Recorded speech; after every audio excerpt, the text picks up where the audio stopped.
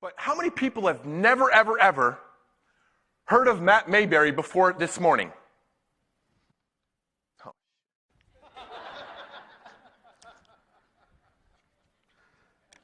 That hurts the ego. The NFL does not stand for the National Football League. The average career is 3 years. I knew right then and there because I went to Northwestern Medical. I knew that they had a decision to make. And the Chicago Bears decided, hey, this is a rookie. We don't owe him a whole lot of money. $375,000 of an annual salary, the rookie minimum at the point. So they gave me an injury settlement, which is a nice way of cutting a player. Lost my dream in the blink of an eye. I was depressed, even thought about suicide. I had my dream and vision even set out as to how I wanted to end my life because I couldn't imagine going through another day thinking about another hardship, another failure. Becoming a transformational leader is welcoming the uncertainty. It's welcoming change. Change in the industry, change in the marketplace, change in the team environment, change in everything that you do. As a transformational leader, we don't have to like change, but you have to be willing to adapt to change and thrive within that change because every single transformational leader does that. You know, you can lay out all the X's and O's and all the strategies and the culture and the team building exercises and everything. That's all dandy and it's needed. But the best of the best, the most dominant organizations in the world, they are obsessed with human potential and growth, and they look to grow the individual before they ever look to grow the practice or business. Transformational leadership, the building blocks to becoming a game-changing leader. And my time in the NFL as an athlete is which 1% of the population gets the opportunity to make it to that level. It's the best of the best from all over the country. And now in the business world, meeting with some of the most extraordinary leaders, innovative leaders, changing the world. The one resemblance that they all have, the common theme they all share is that transformational leaders are obsessed with growing themselves because they fully understand that they cannot grow their team, they can't grow their dental practice until they grow themselves. Out of all the other scholarship offers I had 19 scholarship offers. But I went to Indiana, met a man by Terry Hepner, and I'll never forget when I met with him, he said, Matt, if you come to Indiana, you're going to get an opportunity to play in the NFL, but more importantly, you're going to be more successful outside of the game of football than you ever will be in the game of football. And I knew right then and there that I wasn't just a piece of meat that was making the university multi-millions of dollars. That was a leader, a transformational leader that cared about me as a human being.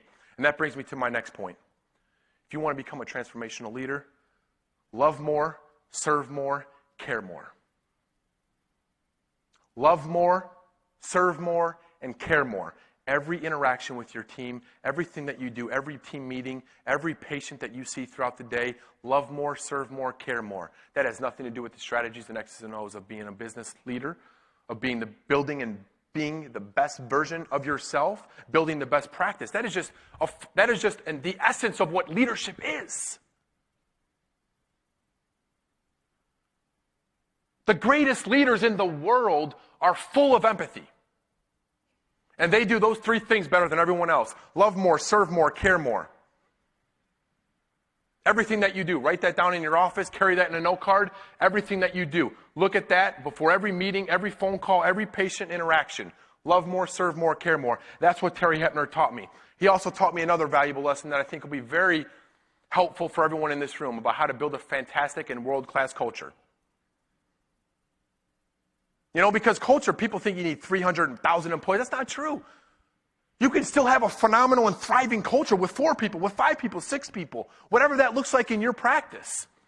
But it consists of this one thing as a transformational leader. Number 1, you have to believe the vision that you have for your practice.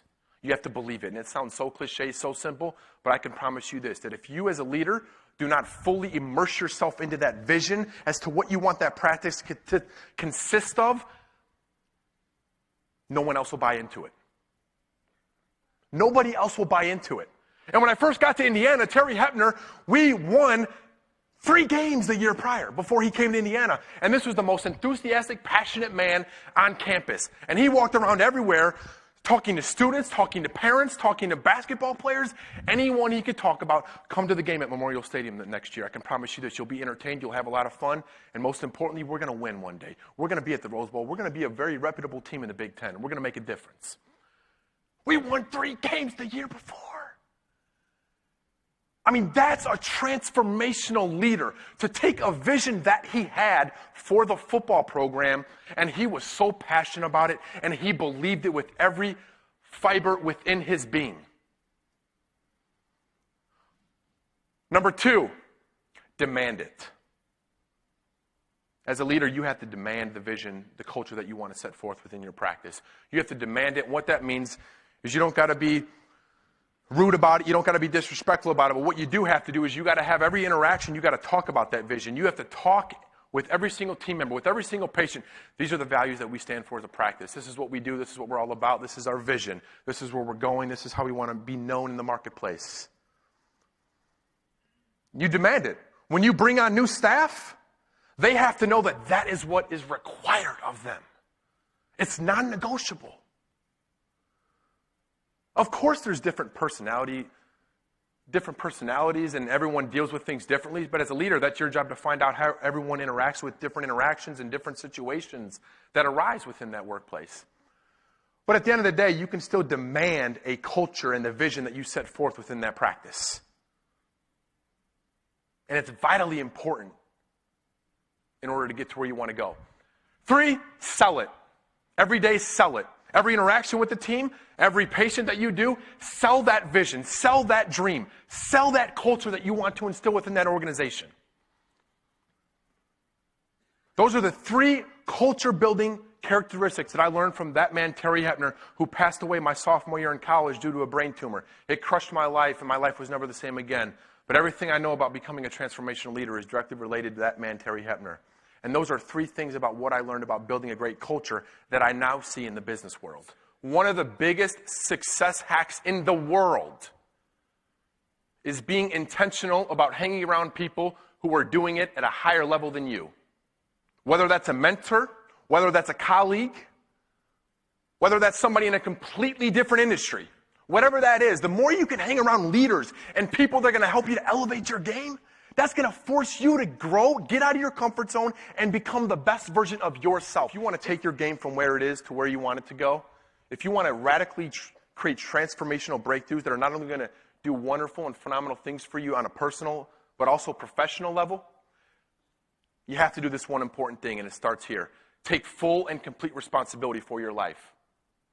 Take full and complete responsibility for your life. And what I mean by that is that we have so many people. You turn on the news or you're engaged in conversation with some of your friends. You talk to a friend you haven't talked to in 10 years, whatever it may be. So many people in the world want to play the blame game, I call it. They point the blame at everyone else instead of looking at the fact that leaders, transformational leaders, never, ever, ever point blame. Even if it's someone else's fault, they'll communicate that with them, but then they'll say, I'm the leader, I'll take it from here, this is what you can expect from me. Every single day, from the time you get up to the time you go to bed, you make choices. The choices you make are either going to get to where you want to go or where you don't want to go. Where you are right now is a direct correlation and reflection of your past choices. So you want to change your life, change your habits, change your choices. Quickest way to create breakthroughs.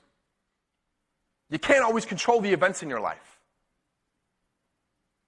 But what you can control, and what every single one of us in this auditorium has the power to do, is we control that R. The R factor consists of how you respond to events in your life. Whether it's positive, never get too high, always be thankful. Humility and humble are 2 of the top key characteristics of transformational leaders. So you never ever get too high when things are going great. You never get too low when things are going bad. Why? Because most of the time is what you'll hear when I share the rest of my story. Your biggest breakthrough is usually right beyond your biggest heartbreak.